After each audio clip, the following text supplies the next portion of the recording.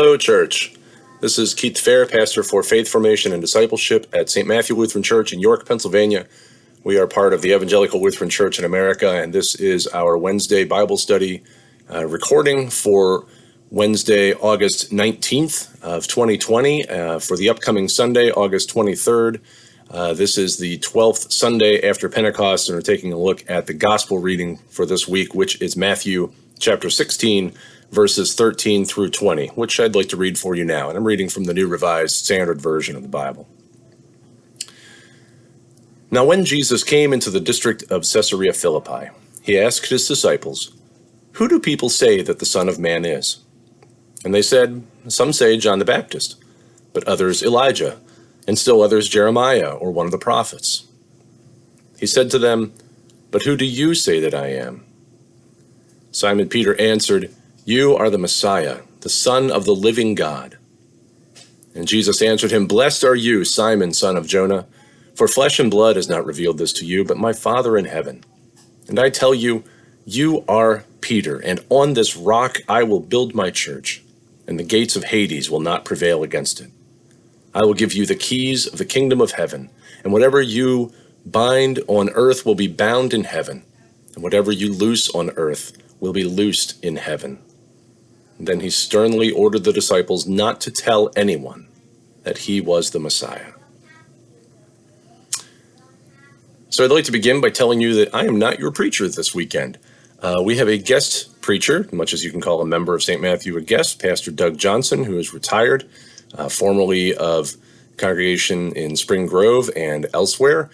He is also married to Stephanie Johnson, who is on our church staff as the discipleship connector and the director of children's ministry. So I have no idea what Pastor Doug might be doing with this scripture. I don't even know if this is what he's preaching on, but I thought I would share this one with you, and that would be our discussion for today.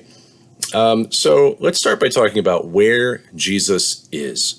Caesarea Philippi is on the southern edge of what we know as the Golden Heights in the Levant, on the border area between Syria and Lebanon in modern times. Syria and Israel, excuse me. It is in scripture times, as is now, the location of an ancient spring with a cave and a grotto nearby that was long used in ancient times as a sanctuary to the Greek god Pan, who was god of wild places. Now, around the time of Jesus, shortly before that, Herod the Great built a temple in honor of Caesar in that area. This was a few decades before Jesus was born, in the near the end of the 1st century BCE. And when Herod the Great died in the year 4 BCE, he divided his kingdom into 4 parts, which became known as a tetrarchy. They were not independent kingdoms. They were one with sort of 4 regions or districts, each ruled by one of his 3 sons, and the 4th by his sister.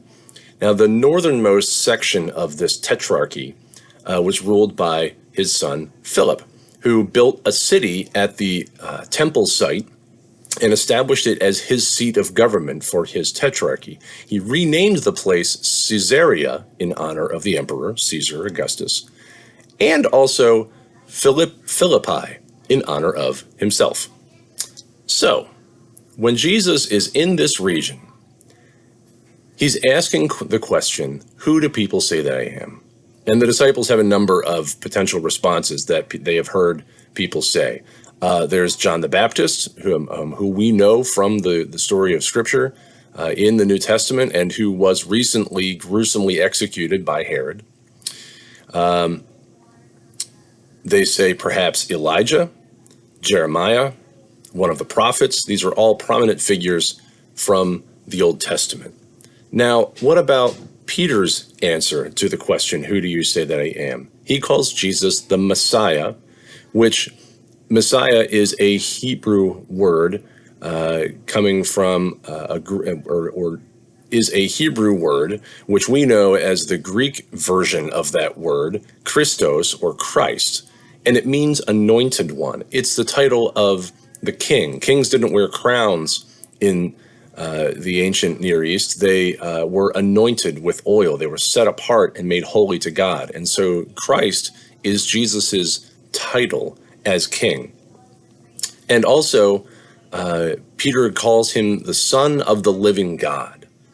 And Matthew, at the beginning of his gospel, refers to Jesus as Emmanuel, as God with us. And so when we encounter Jesus, especially in Matthew, but really in all of Scripture, we are encountering God.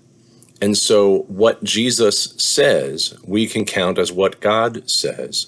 And what Jesus is and does among us, we can count as what God is and does among us.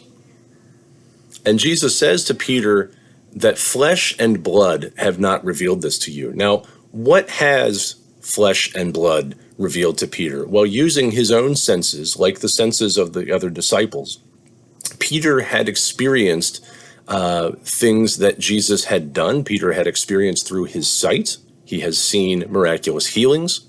He has heard with his ears the sound of Jesus's teaching and his remonstrations to people in power and his encouragement to the vulnerable and the meek and the lowly. He has tasted the food that Jesus has miraculously fed thousands of people with, and he will eventually taste the bread and wine of the Last Supper, though he hasn't yet in this scene.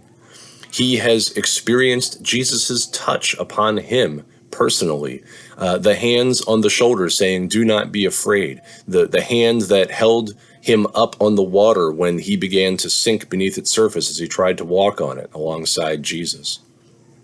There's an associate professor of New Testament at Moravian Theological Seminary, which is not far from us in Bethlehem, Pennsylvania. Her name is Audrey West, and she writes this: Peter has observed the healings of mercy, heard the sermons on justice, and twice tasted, multiplied, and shared with thousands bread. Saved by the grasp of the Lord's own hand when stormy waters threatened to sink him, he has professed with others, "Truly you are the Son of God."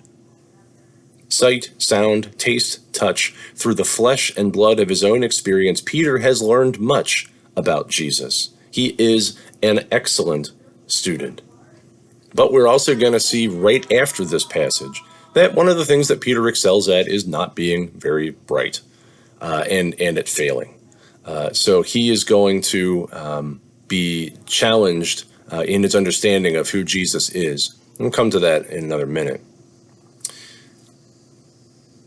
Professor West goes on to say this: in what or whom will the followers of Jesus place their trust? Will it be in the privileges deriving from access to opportunity and wealth? In the worship of a prevailing culture's latest idols? In allegiance to the dominant power of earthly rulers? Or will they trust instead in the one whose life, death, and resurrection revealed the mercy and justice of the living God? Now, Jesus refers to Peter as Simon, son of Jonah. On this rock I will build my church. Now, rock is the literal translation of Peter's name, and rock would be a solid foundation for the building of ministry.